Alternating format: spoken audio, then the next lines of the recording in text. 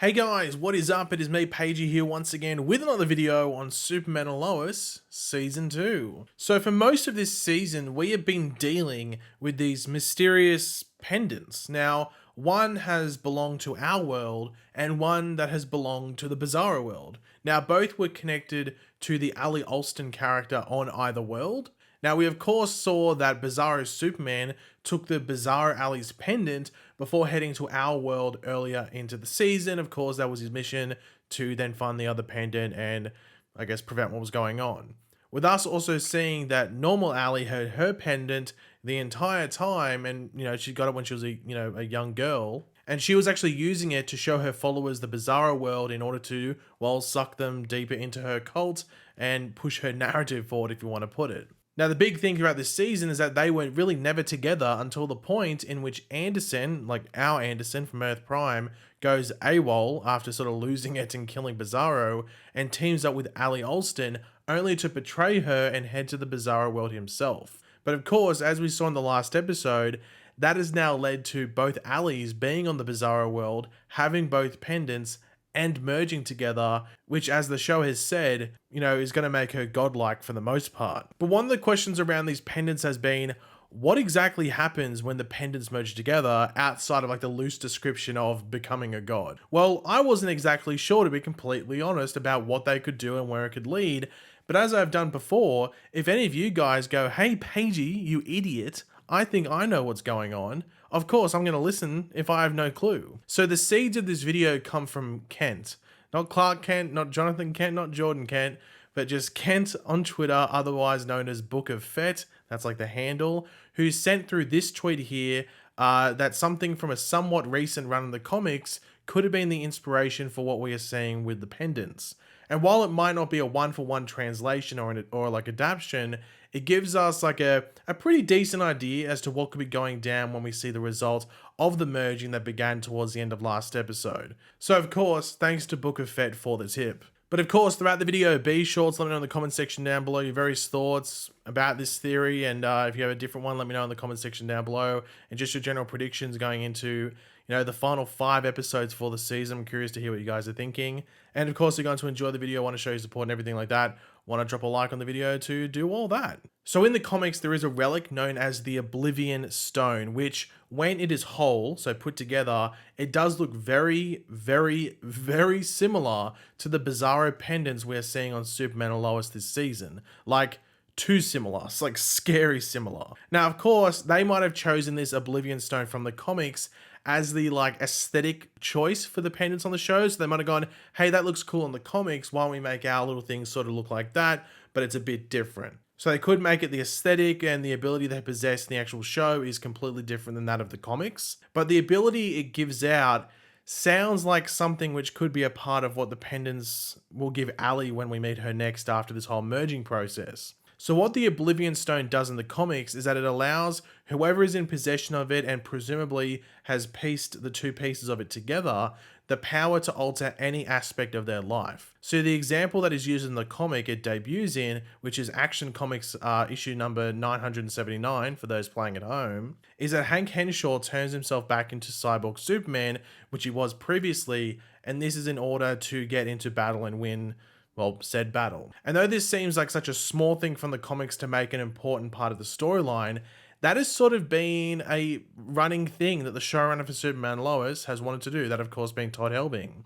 Take smaller things attached to the Superman mythos and then attach or just make them a part of a larger Superman story on the show. So you even sort of saw that with like Tal-Rho, like that's like Tal-Rho is not from the comics, but there's like a similar storyline that's really small, or like a similar character that's not that large, not many people would know them, and they interpreted it on the show and made them a much bigger part of the storyline on the show. So I think you're going to see that as a running thing throughout Superman and Lois, and you could see something very similar to that with the Oblivion Stone and, translating it over to the pendants if that is exactly what's happening here. Now, in regards to the abilities of this Oblivion Stone in the comics, is that what we are going to see with Ali and the merged pendants either next episode or maybe the episode after? It's important to remember this week's coming episode seems to pretty much all be on the normal world, and there's no Ali, so she might show up at the end of it, but I think for the most part it's not going to involve her, but that's a wait and find out.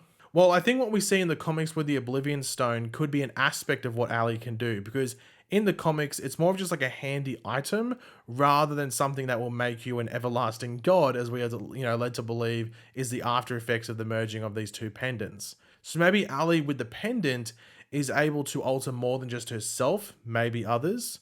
Of course, the goal we are seeing or led to believe is to potentially merge the two worlds of the Bizarro and regular, well, together, which could lead to like God knows what type of consequences. Like if that happens, does the Bizarro version of someone merge with the regular version, or maybe like the more superior version becomes the one that's on this combined world? Or maybe they just do become like an amalgamation of the two, like the best qualities of everyone is merged into one being, and maybe it starts like a new memory or something like that. And I mean, they have sort of set it up where Superman is the only one that we know of that has his Bizarro version dead. So if the two worlds did merge, then he would just stay the same, I guess. So maybe that is something that happens and Superman has to figure out a way to undo the pendants and what Ali has done. Like that would be crazy. But then again, we still have 5 episodes left in the season, as I said earlier on the video. But so much has already happened in the 10 episodes that have already aired so far as well. So while that seems like a pretty big thing to go down, like merging of worlds, assuming Superman having to fix it, it still seems plausible at the exact same time. Now, we did see towards the end of last episode that Bizarro Jonathan, or Jor-El, was given one of the pendants in order to, for him to meet up with his other version out the front of the Ken farm.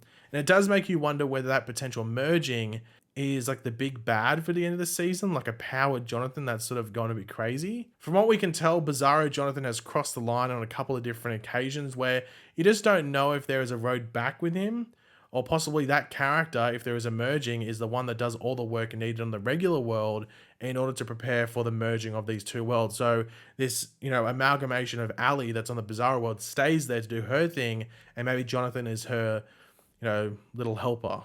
Because I would assume at the very least that one of the pendants has to be on each world to allow it to merge.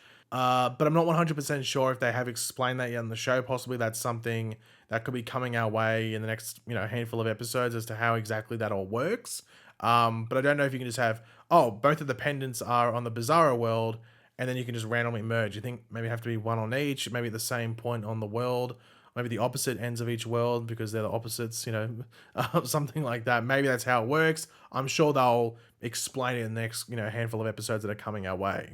Now, the only downside of everything that's happening this season on Superman and Lois and what's coming our way over the next, 5 episodes, is that we do have a 3-week break after this week's episode. So we have this episode with Jonathan, or Jor-El, on our world, on the regular world, I guess hunting the normal Jonathan, and Superman having, trying to stop him, as well as maybe even Jordan with his powers as well. But then after that, we have a 3-week break, which of course sucks a lot. But then after that, when we come back from that 3-week break, we are back for the final 4 episodes in a row to end the season off. And I'm happy with that trade, to be completely honest. I would rather have 3 weeks off and then have those final 4 episodes in a row, then have like a handful of breaks spread throughout. So have like 2 episodes, then 2 weeks break, 2 episodes, 2 weeks break, or something like that. I think 3 weeks off and then 4 weeks on is a great way to end the season. But yeah, I'm very curious to see if this Oblivion Stone thing is actually what was the inspiration for these pendants. I think just having them be pendants is a bit smarter than if they just called them Oblivion Stones, or the Oblivion Stone, whichever way you want to put it, because then you can just Google it and find out exactly what it is and everything like that.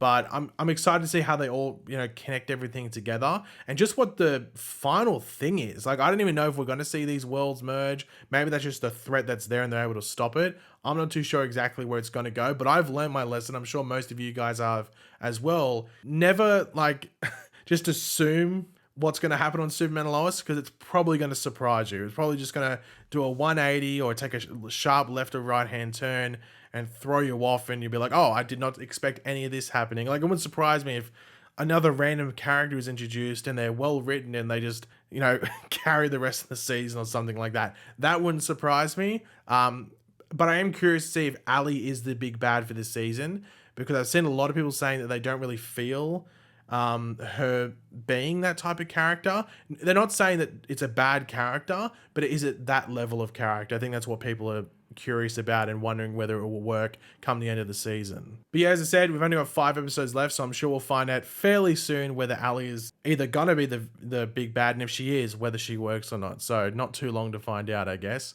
But thanks for watching, guys. Hopefully you enjoyed the video. If you did, it'd be awesome if you could drop a like and it shows support. Let me know in the comment section down below your various opinions about everything we went over in this video. Thanks to Book of Fett, as I said, for the tweet on Twitter that helped inspire this video, if you want to put it. And of course, if you are new to the channel, make sure to subscribe, and I will catch you guys later. Goodbye.